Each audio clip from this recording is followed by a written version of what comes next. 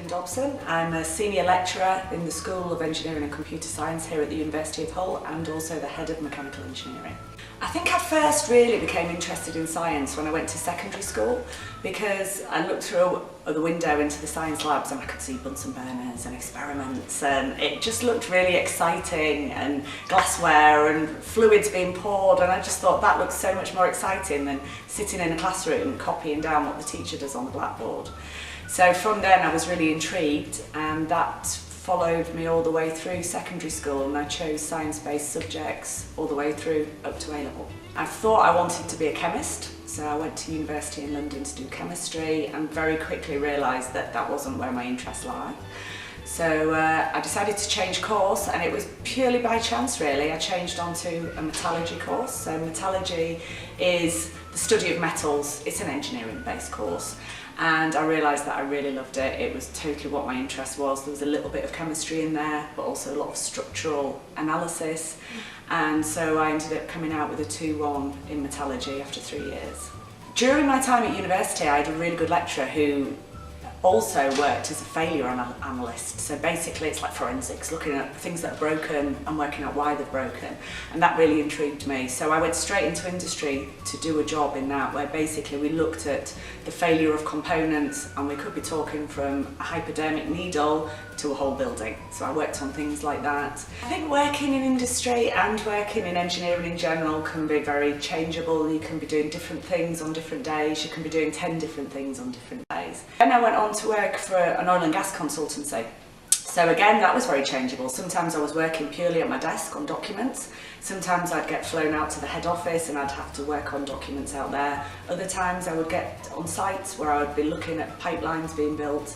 I'd be looking at the way the pipelines were tested and checking that everything was done according to our instructions. So very changeable, and mixing with a lot of different people from different professions. The industry was totally dominated by males, and going into it as a 21, 22-year-old female was interesting, because this was the 80s. I think things have changed a lot since then. I think certainly there's much more acceptance now than there was then.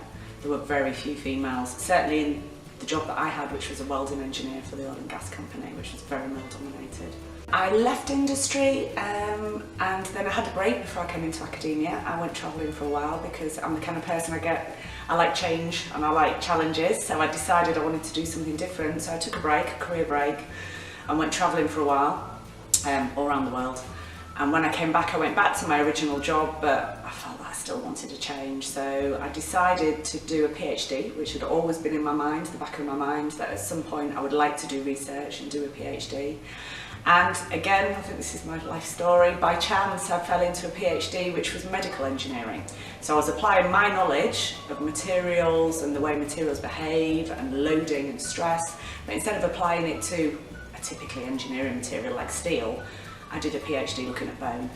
My research has stayed in medical engineering ever since, so that's 20 years now. We do a lot of work that's funded by local charities, two in particular, Osprey, which is a local osteoporosis charity, and the Hull and East Yorkshire Cardiac Trust as well. And they fund our medical engineering research work, and we've got a long-standing relationship with both of those charities. They've been very supportive. So we feel that we're directly feeding back and making an impact locally as well as scientifically. Hopefully it will be nationally and internationally.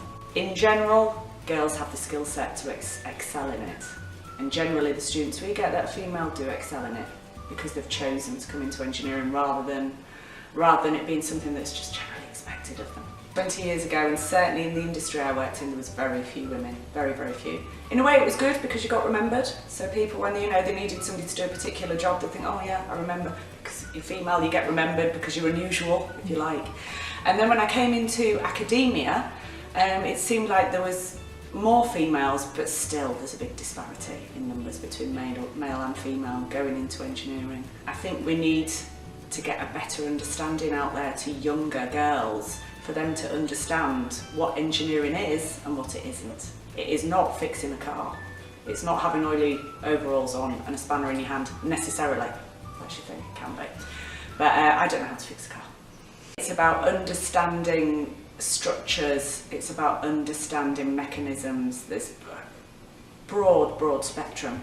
There's lots of different branches of engineering, and it can be anything from being on site to working on a computer to doing computer designs to doing analysis. There's lots of different aspects to it. I think what I'd tell my younger self would be to recognise how flexible a career in engineering is, and just because you go into a job, don't assume that you're going to be in that job forever. If you want to change, you can change direction. It's very flexible. You can apply your skill set in numerous different directions but still using your engineering skill set.